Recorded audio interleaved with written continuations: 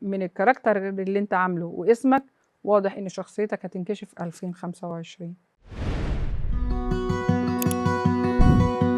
سمعت عن فنان اسمه توليت صح؟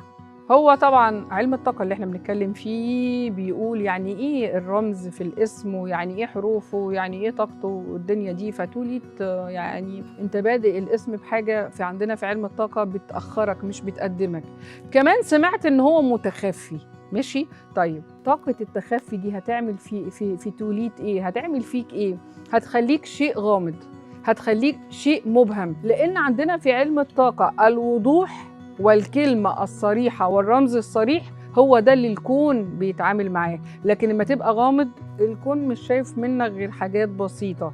ممكن تكون استخدمت الرمز ده عشان خاطر تشد الانتباه أو يبقى ليه كاركتر معين، بس عايزة أقولك أنت خدت كاركتر غلط، لأن 2025 قلت هو عام الأفعى الصيني، وعام الأفعى الصيني بتنكشف فيه الحقائق. فمن الكاركتر اللي انت عامله واسمك واضح ان شخصيتك هتنكشف في 2025.